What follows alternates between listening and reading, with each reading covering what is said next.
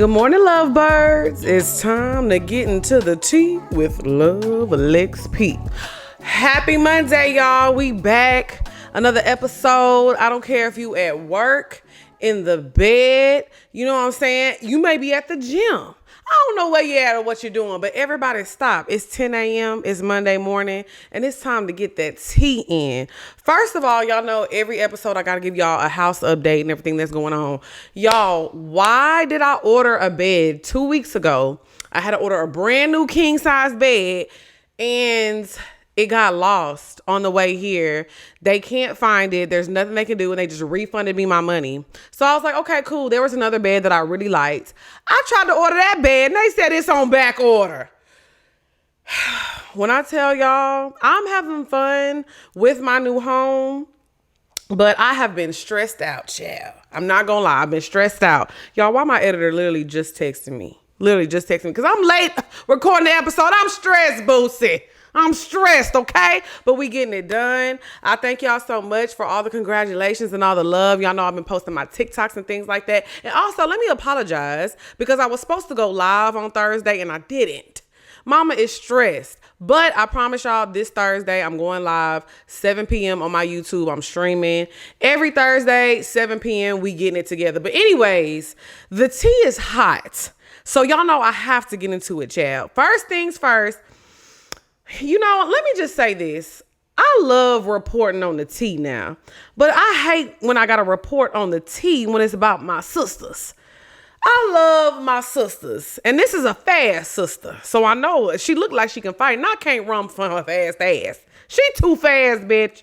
So if you ever see me in the streets, I can't run, but I'm a hide hoe at it. So Shacarri Richardson got into a little scuffle at the airport with her boyfriend, Christian Coleman. Now, mind you, he fast too.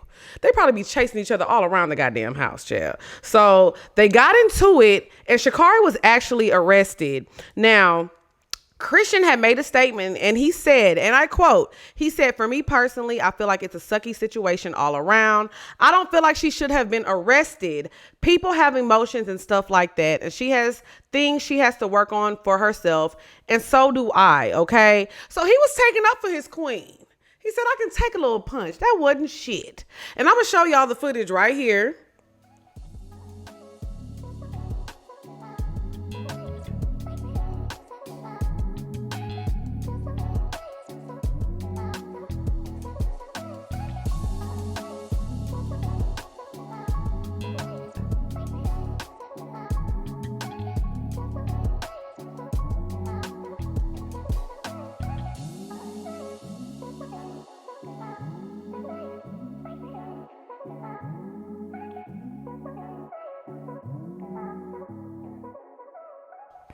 And he also goes to say she's the best female athlete in the world. She's going to be just fine. She's going to be good. I'm going to be good. It is what it is.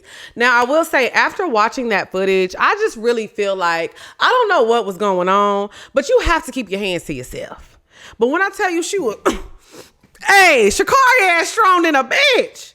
Her ass is strong, child. I don't know what they were getting into it about. It looks like it was given she went through that phone, Christian.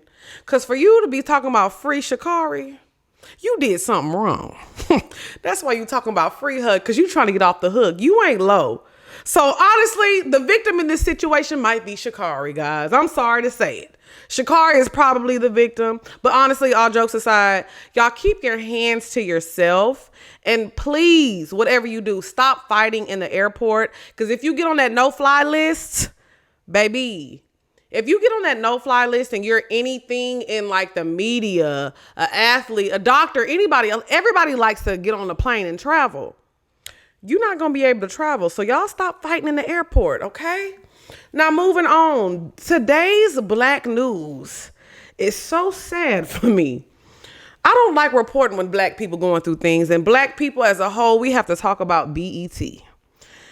My good folks at BET, and y'all know I am part of the BET family. We have been out to the BET Awards 2 years in a row, not one, but two.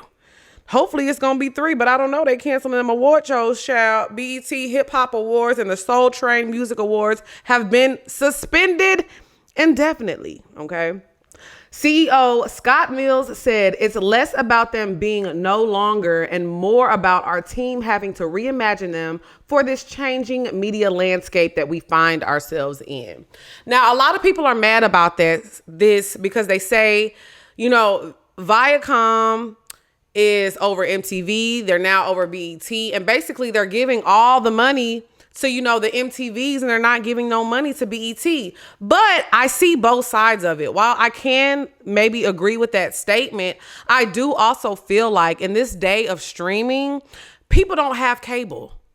People not watching TV no more. We're not watching award shows. Award shows are very long. Back in the day, award shows were like, everybody gather around. Everybody gather around and we about to watch this as a family. Nobody's doing that anymore. The kids are streaming Twitch because Kai Live over here.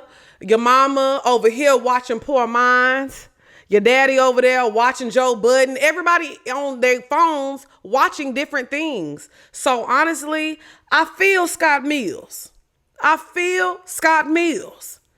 You have to reimagine everything. You have to be able to keep up with the times. So honestly, I'm upset that they had to cancel the awards, but I understand because from a business point of view, if you're spending millions and millions of dollars on an award show and you're not making that money back in advertisement and viewership, you're in the hole.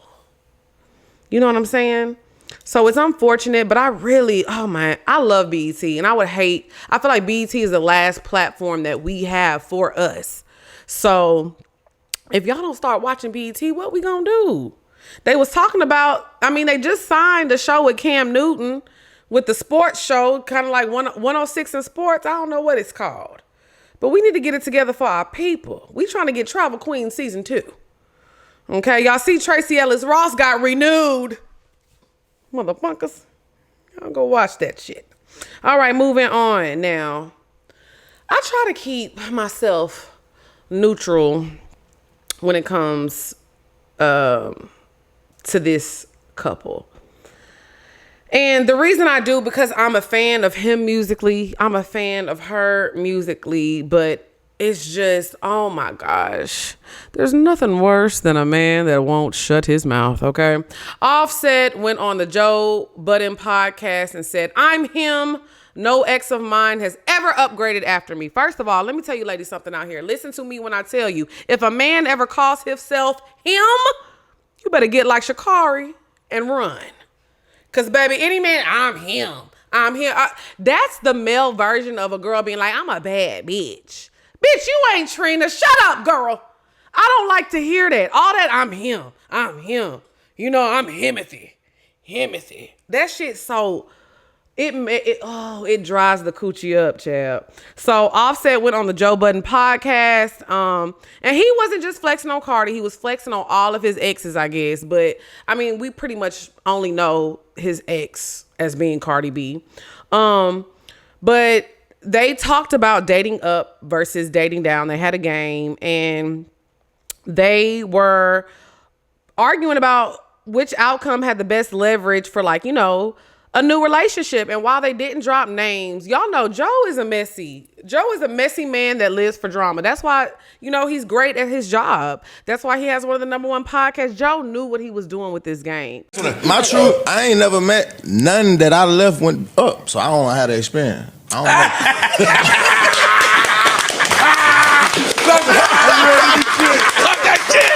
Talk that shit, nigga.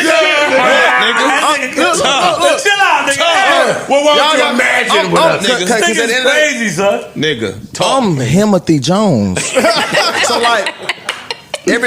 every situation I ever seen go on, it didn't work out. It's how can I say this? Yeah, there you go. I had a question. It's like the unseasoned version. You know what I mean? So Offset told Joe Budden he's never left a relationship and seen the woman glow up afterwards. But this is the thing that I need you men to understand. Y'all talk about I'm him, but when you're really her, y'all want to talk about I'm him? No, when you're that woman, everything is a glow up after you leave a toxic relationship. because it's about your spirit and who you are. It don't matter who I'm with. I'm just happy I'm not with you. And that's what y'all need to realize. A glow up is more about me being happy, not about who the man that I'm with. So y'all always looking at him like, yeah, I can dress better than him. I got more money than him. I look better than him. That's not what matters. I'm happier with him. So that's a glow up, period. Now, if you think, you know what, let me not say that. Because a glow up is not about money. Because if we're talking about money with Stephon Diggs and Offset, we're not going to get into that. I do think, I wish the best for Offset. That's all I'm going to say. But he also said that he's never getting married again. And I think that's a great idea. I think Offset might be into polygamy. And I think a lot of men are in denial that you want to be in a polygamous relationship and you want, like how Neo does. Neo keeps it real. He's like, these are all my women, but they can't have no niggas. And those women signed up for that and they're okay with that. I think that's what Offset needs. I think he needs a harem of women that only want to be with him. I wish him the best though. I'm a fan of Offset. Ain't that right? Oh, y'all, I forgot Betty back. Look, we hung up Betty real nice. That's all right. Look at her. The house is not set up. I'm going to set it up. I'm setting up my studio how I really, really want it one day. But y'all, I got to find a bed first. But ain't that right, Betty? Betty said, bitch, you ain't even say nothing. My bad, Betty. Damn. You look good. Y'all see, Betty had got her lips done. Because that's why I had her locked up in there. She had to heal, but she looked good. The tea still hot. Betty still looking good, okay? Shout out to Betty. We love her down. Ain't that right, Betty? I know that's right. But Betty said, I don't blame him. I think men and women both would be happier if we stop trying to force ourselves into situations we really don't want to be in. I don't think Offset is maybe husband material, so you shouldn't have got married to a woman who wants to be a wife and wants to be a mother and wants that family life. Y'all have to leave people alone and stop trying to fit yourself in a box of what society tells you to do. Society tells you, yes, man and woman, get married, have kids. That's what I want. But if you don't want that, stay the hell away from me. And come pick up your clothes. I have them folded. Too soon.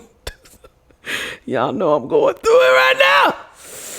All right, y'all. I hate to talk about mother and son relationships because they get so messy. Finesse two times. It's cool when they do it. It's a problem when I do it. That nigga. Y'all know the nigga who had the fucked up teeth and covered them up. That's him. It's your teeth, Reggie. I don't know whether to smile at you or kick a field goal, man.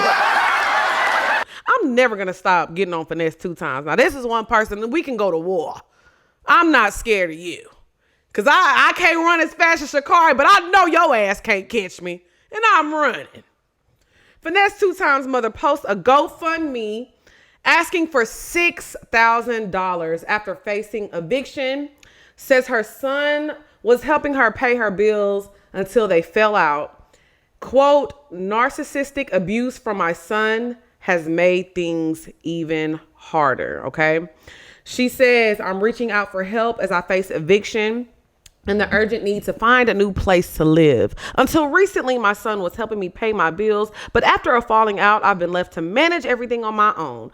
Before I moved to Texas, I lived in Memphis, working, had my own car, own place. I don't know anybody here to help me. This is the third time my son's actions have left me homeless. And each time it becomes harder to recover. My landlord has given me just a few days to pay, and I expect an eviction filing this week. I'm doing everything I can to stay close to my family and maintain my health. Lord, she got high blood pressure, Jesus. Big Mama, your arm. Mama. But the stress is overwhelming. I struggle with the anxiety and depression, and the emotional toll of a narcissistic abuse from my son has made things even harder. So let me say this. First, let me say prayers out to her, because I know how that feels to feel stressed and you don't know where your next paycheck is coming from. But this is also why I always say, I don't care, ladies. This is a message to my ladies. I know the fellas be watching too, but ladies, because I'm a woman, I don't care who it is, what it is. Never depend on nobody. but yourself. Because you cannot depend on these men. I don't care if it's your daddy. I don't care if it's your husband. And I don't care if it's your son, as you can see. People love to... Financial abuse is a real thing. You know what I'm saying? I don't care who it is. Y'all, it's so important to provide for yourself. I don't care how rich the people get around me. I'm going to always make my own money. Because at the end of the day, nobody can take nothing from me. And also as well, though, I also have to kind of... What's her name? Pluria. Give me a hand, Pluria. Pluria 2 times. I'm smacking you on the hand as well because you know what? This is the son you raised. Because you probably thought it was cute and it was funny when he was doing that to all them women. And he was, dangling the finances in front of the women and you was like, oh yeah, fuck that hoe. And you was participating in all that shit. That's why he is the way he is. You know what I'm saying? A lot of times women don't hold their sons accountable and they out here torturing women. And you have to step up as a woman and say, hey, this is wrong. But a lot of times they don't want to do that because their son becomes the provider or the man of the house because, maybe his father or your husband or whoever, it was at the time wasn't around. Y'all have to stop putting the pressure on these young men to be fathers of the home and really just raise them as good people. It is a man's job to be a provider, in my opinion. But when they're younger, stop putting that pressure on them to be the man of the house. Because then they learn to manipulate it in a way that's going to bite you in the ass, child. And that ass getting bit as fuck right now. Bumps all over your booty. Just bit the fuck up. All right, moving on. Now, this topic, I don't know how to feel about it, child. You know why? Because I am a Kash Doll stan, baby. I don't play about Kash Doll. So recently, Kash Doll has got into it with a nail tech over getting her nails done. So y'all know Kendra P and Payroll Giovanni just got married. Congratulations to them. Beautiful wedding. And, it was a lot going on apparently that weekend. Kash Doll needed somebody to pull up on her, get her toes done, her nails done. I know y'all probably looking at my nails because they missing. I'm working. I done put a dining table together. Okay? But anyways, she got somebody to pull up on her to get her nails done. And the nail tech was basically saying, it's been 4 days. I haven't been paid. And she didn't say who she was talking about, but she was just like, I just feel like we got to support each other. I drove all the way out of my city to get to Detroit to get to you. And the fact that you didn't pay me my $150 is crazy. Now, at first, I was on her side because I'm like, damn, Kash Doll. I know you got it, Miss Ice Me Out. And I love me some Kash Doll. She came on Poor Minds. But then my girl, true as it is, because one thing about Kash Doll I can always say, she keeps it real. She made a video response, okay? So I'm going to show y'all the video response a little bit from the nail tech, and then I'm going to show y'all what Kash Doll said. Hello? Zendaya. Yes. This is Kash Doll. Sunday, when you came and did my nails, and I wasn't able to pay you because I had to rush out. Yes, I understand and go do my, I had to take pictures with my bestie and everything. The wedding happened. I understand. Tish sent you the $150, right? Yes. So you got paid because Tish knew I was going to pay her back like I did, and I gave her some extra. It's like, why would you go on the internet and tell them people you haven't got paid when you really got paid? Even if it wasn't from me, you got paid. Yes, that's true. But I also didn't make that to bash you in any way. I am still grateful for the opportunity. But with all of that, it was like I was being ignored. And I was speaking up for service providers. Like I said, not towards you. I'm not a drama person. I'm not a negative person. And I know you don't know. Here's the thing. The girl got paid Sunday. She did the services Sunday. She got paid. It don't matter who she got paid from. She got paid. So for you to come on the internet and act like you didn't get paid is the problem. So as you can see, Kash Doll called her and recorded it. This is why I love receipts. She said, but didn't you get paid? And she said, yes, but there's nothing after that. You got paid. And not only did you get paid, Kash Doll says you got paid the same day.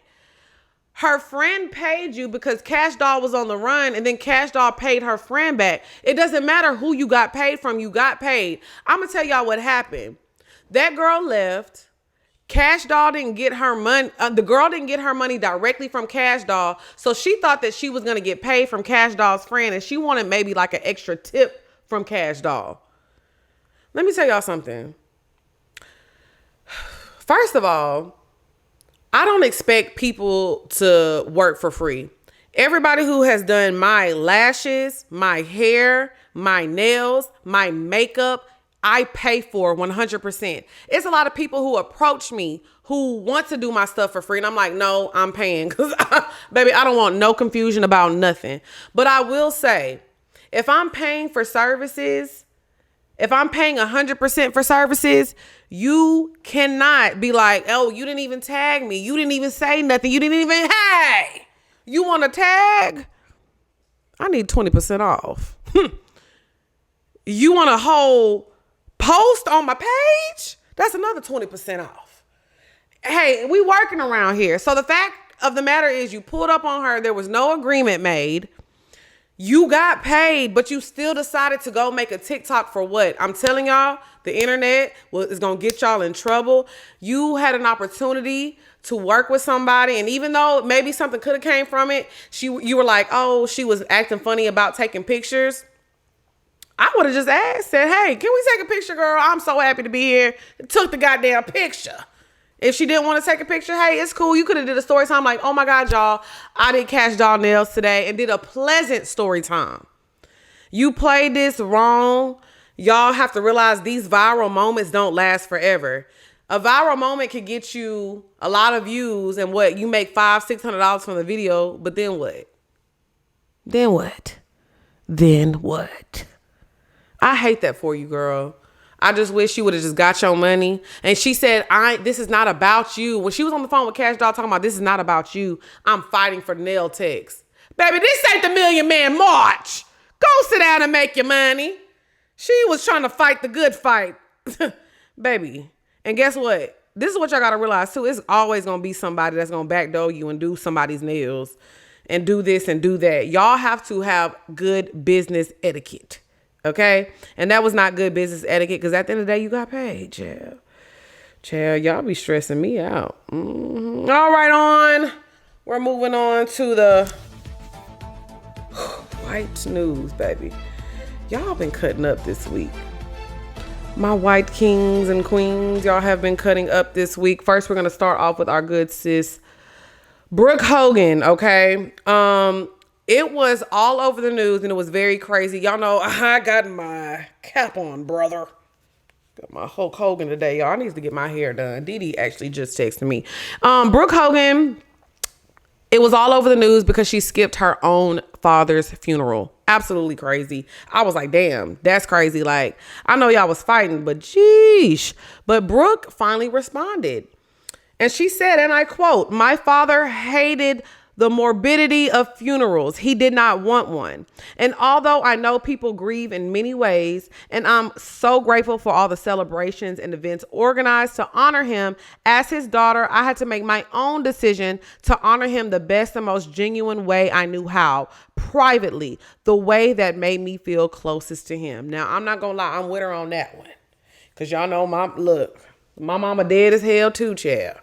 And she was like, I don't want a funeral. I don't want people looking at me. I want to be cremated. I want all that stuff. That's why she upstairs right now. And we had like a ceremony so people can like celebrate her. But she was like, she made it very clear what she wanted. So I'm not mad at Brooke. She did what she felt like was good to honor her father. And it's all about her relationship with her father that makes her feel good. This is why y'all got to mind y'all goddamn business. Y'all be in people business too much and y'all don't know what's going on, okay? So honestly, prayers up to Brooke. I don't care if her and her father weren't talking, but it's still hard losing a parent, whether you cool with them or not. Ain't that right, Betty? Because Betty mama dead too. just dead as hell somewhere. But Betty got through it. That's why she just sipping that tea now, minding her own business. Go ahead on, Betty. All right, moving on to more. This is some crazy white news. Because y'all know, sometimes I feel like, a lot of times the white people always feel, they always feel entitled to certain things. So when I saw this headline, somebody had actually sent it to me on Twitter.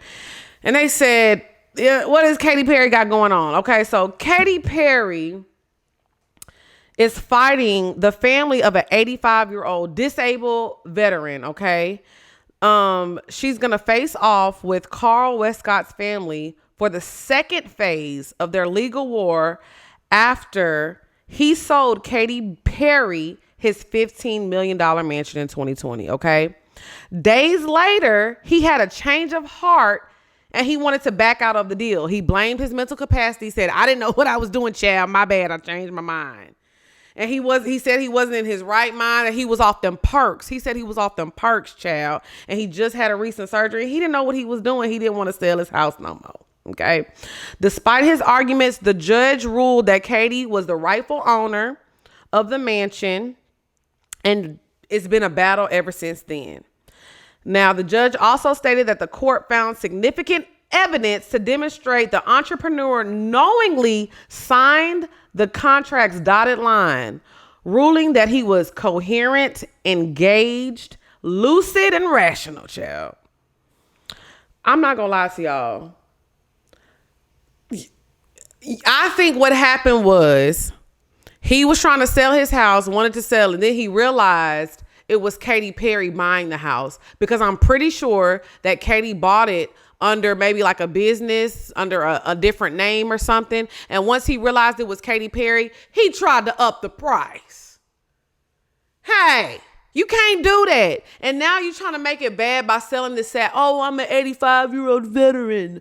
I'm off a perk and I'm sad. Hey, I'm a 35-year-old I'm a young black man. I'm a young black man.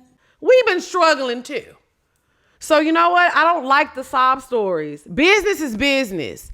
So you're telling me you were off these drugs, you're 85 years old, and nobody was helping you around to facilitate this deal. You just somehow, with your 85-year-old ass, somehow found these papers to sell a house to Katy Perry, and you just signed the papers on your own. Hey, I'm not buying it.